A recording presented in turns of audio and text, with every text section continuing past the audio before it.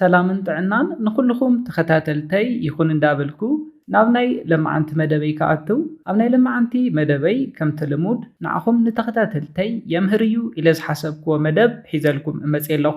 ናይ ለማዓንቲ መደበይ ዘልዕሎ ብዝተፈላለዩ ምኽንያታት ንዝተፈላለኹም ፍቑራት ዝኸውን ሰለስተ ናይ ፆታዊ ርክብ ዓይነታት ክንሪና ነዚ መደብ ዘልዕልኩሉ ምኽንያት ብዙሓት ፍቑራት ተራሒቕኩም ፍቕርና ከመይ ጌርና ክነቕፅል ንኽእል ተራሒቕና እንዳሃለና ፆታዊ ርክብ ከመይ ክንፍፅም ንኽእል ኢልኩም ተሓቱ ብዙሓት ፍቑራት ስለ ዘለኹም እዩ። ፍቑራት ብዝተፈላለዩ ምኽንያታት ክትፈላለዩ ትኽእሉ ኢኹም። እቲ ቀዳማይ ፍቕሪ ጀሚርኩም ብዝተፈላለዩ ምኽንያታት ንኣብነት ብስራሕ ብትምህርቲ ተፈላሊኹም ናብራ ክትጅምሩ ትኽእሉ ኢኹም ዋላ ንቑሩብ ግዜ ይኹን። እቲ ካልኣይ እንሪኦ ድማ ተፈላልዮም ፍቕሪ ዝጅምሩ ኣለዉ ብስልኪ ብቪድዮ ኮታስ ብዝተፈላለዩ ናይ ሶሻል ሚድያ ተራኺቦም ንፍቕሮም ተራሒቖም ዝጅምሩ ኣለዉ።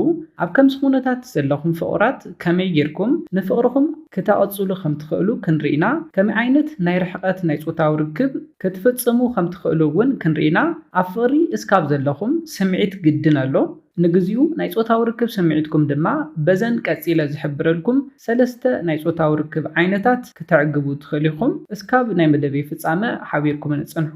ነዚ ቻነል ሓድሽቲ ዝኾንኩም ሰብስክራይብ ብምግባርን ነታ ናይ ደውል ምልክት ሓንቲ ሻዕ ብምንካን ዝተፈላለዩ ናይ ፆታዊ ርክብ ናይ ጥዕና ከምኡውን ናይ ሓዳርን ናይ ፍቕርን ሂወት ኢንፎርሜሽን ትረኽብሉ ቻነል ስድራ ንኽትኮኑ ብኽብሪ ንሓትት። መደብና ናብ ብዙሓት ሰባት በፂሑ ብዙሓት ኣሕዋትና ትምህርቲ ንክወስድሉ ላይክ ጌርኩም ጀምርዎ። ስድራን ዝኾንኩምኒ እንዳመስገንኩ ናብ መደበይ ክምለስ። እቲ ቀዳማይ ንርሕቐት ፍቕሪ ዝኸውን ናይ ፆታዊ ርክብ ዓይነት ናይ ፆታዊ ርክብ ሚሴጅ ወይ ድማ ቴክስት ንብሎ እዩ።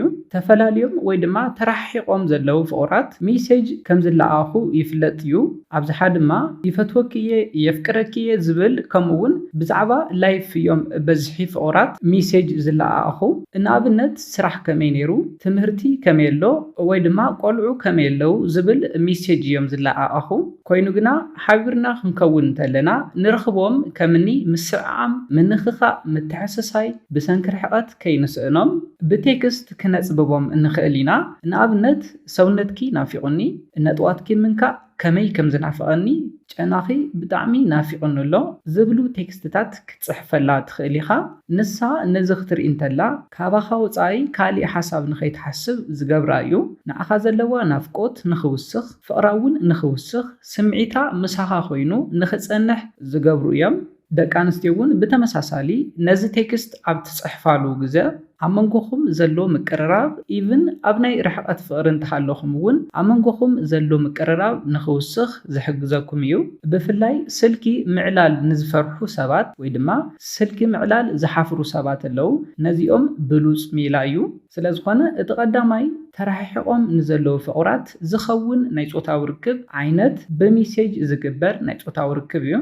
ኣብ መበል ካልኣይ ንሪኦ ብዝተፈላለዩ ምኽንያታት ንዝተረሓቑ ፍቑራት ዝኸውን ናይ ፆታዊ ርክብ ዕላል ናይ ስልኪ ናይ ፆታዊ ርክብ ዕላል እዩ።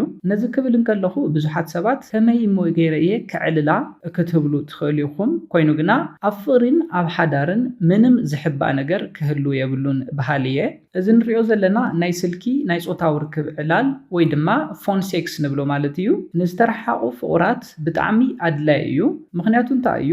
ተራሒቕኩም ስለ ዘለኹም ክትተሓቋቐፉ ኣይትኽእሉን፣ ሓቢርኩም ክትድቅሱ ኣይትኽእሉን፣ ክትሰዓዓሙ ኣይትኽእሉን። ስለዚ እቲ ርሕቐትኩም ክንደየናይ ከም ዝኾነ ሕሰብዎ እስኪ። ናይ ቦታ ጥራሕ ዘይኮነስ ናይ ስምዒት መርሓቕ እውን የጋጥመኩም እዩ። እዚ ድማ እዩ ናብ ካሊእ ሓሳብ ንኽትከዱ ዝገብረኩም።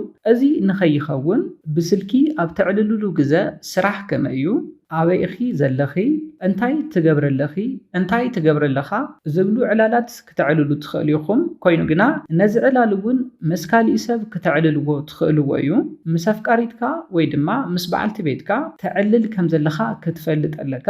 ንናፍቆትካ ብስልኪ ክትገልፀላ ኣለካ።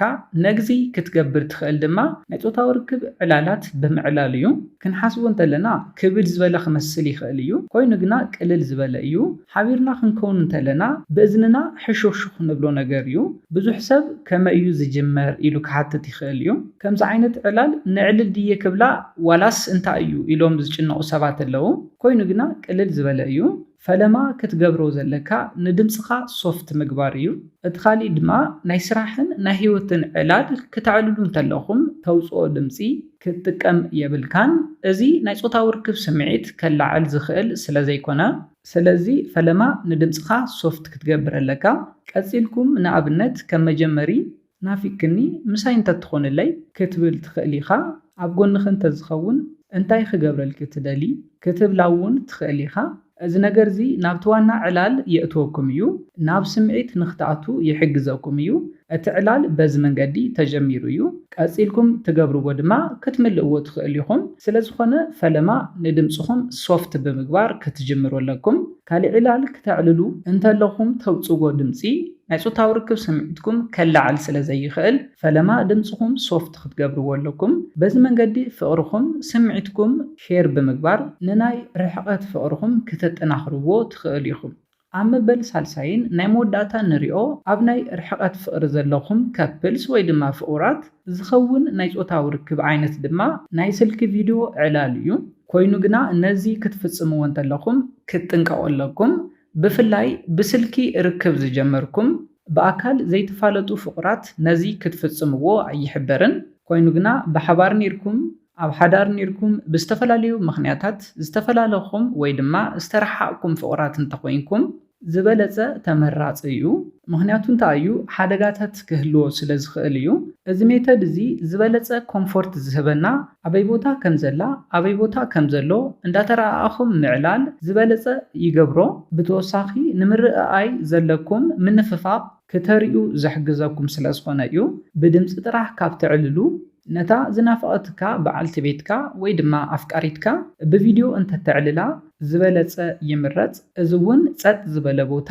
ዝደሊ እዩ ብዘይ ምህጻጽ ምሸት ክትራኸቡ እንተለኹም ትኾንዎ ንምዃን ክትዳለዉ ኣለኩም ከም ዝቕድም ኢለ ዝሓበርኩልኩም እውን ስሎውሊ ክተዕልሉ ኣለኩም ሶፍት ድምፂ ክትጥቀሙ ኣለኩም ናይ ፆታዊ ርክብ ስምዒትኩም ንምልዓል ስለ ዝሕግዘኩም እዩ ስለዝኾነ ብቪድዮ ክትዕልሉ እንተለኹም ሓቢርኩም ከም ዘለኹም ኢማጅን ብምግባር ክትፍጽምዎ ኣለኩም ሓቢርኩም ክትኮኑ እንተለኹም ትኾንዎ ጥራሕ ነብስኹም ወፂኹም እንዳተሰዓዓምኩም እንዳተሓሳሰኹም ትፍጽምዎ ነገራት ክትፍጽሙ ኣለኩም ኮይኑ ግና ነዚ ናይ ስልኪ ናይ ቪድዮ ዕላል ክትዕልሉ እንተለኹም ክትጥንቀቑ ኣለኩም ከም ተቐድም ኢለ ዝሓበርኩልኩም ኣብ ናይ ፍቕሪ ኣብ ናይ ሓዳር ህይወት ዝነበርኩም ብዝተፈላለዩ ምኽንያታት ዝተረሓቕኩም ፍቑራት ነዚ ቪድዮ ተትጥቀሙሉ ይምረጽ ገና በአካል ዘይተፋለጡ ጀመርቲ ፍቑራት እንተኮይንኩም ነዚ ናይ ስልኪ ናይ ቪድዮ ዕላል ክትፍጽሙ የብልኩምን ምኽንያቱ እንታይ እዩ ብፍላይ ኣብ ስዑዲ ትርከባ ኣሕዋትና በዚ ነገር እዚ ትጉዳእ ኣለኽን ይኽን ጥራሕ ነብስኺ ቪድዮታት ስእልታት ትሰድሉ ናይ ርሕቐት ኣፍቃሪ ክህልወኪ ይኽእል እዩ እዚ ኣፍቃሪኺ ግና በአካል ዘይትፈልጥዮ ብሶሻል ሚድያ ዝረኸብክዮ ክኸውን የብሉን ምኽንያቱ እንታይ እዩ ነዚ ቪድዮ ወይ ድማ ነዚ ፎቶ ከም ናይ ገንዘብ መርከቢ መፈራርሒ ክጥቀመሉ ስለ ዝኽእል እዩ ብዙሓት ደቂ ኣንስትዮ ኣሕዋትና እውን በዚ ነገር እዚ ይጉዳኣ ስለ ዘለዋ በአካል ዘይትፈልጥዮ ቅድሚ ሕዚ ሓቢርክዮ ዘይነበርካ ኣፍቃሪኺ ከምዚ ዓይነት ቪድዮ ወይ ድማ ስእልታት ክትሰድሉ የብልክን ነዚ ኢለ ናይ ሎማዓንቲ መደበይ በዚ ክዛዝም ካብ ናይ ሎማዓንቲ መደበይ ዝኾነ ሓድሽ ነገር ከም ዝሓዝኩም ተስፋ ይገብር ነዚ ቻነል ሓደሽቲ ዝኾንኩም ሰብስክራይብ ብምግባርን ነታ ናይ ደውል ምልክት ብምንካእን ክተተባብዑናን ስድራ ክትኮኑናን ብኽብሪ ንሓትት መደብና ናብ ብዙሓት ኣሕዋትና በፂሑ ብዙሓት ኣሕዋትና ትምህርቲ ንክወስድሉ ላይክ ሼር ምግባርኩም ኣይትረስዑ ሓሳብ ሪኢቶኹም ብኮሜንት ግለጹልና ብኻሊእ መደብ ብኻሊእ ሓሳብ እስካብ ንራኸብ ሰላምን ጥዕናን ንኹላትና ይቀኒየለይ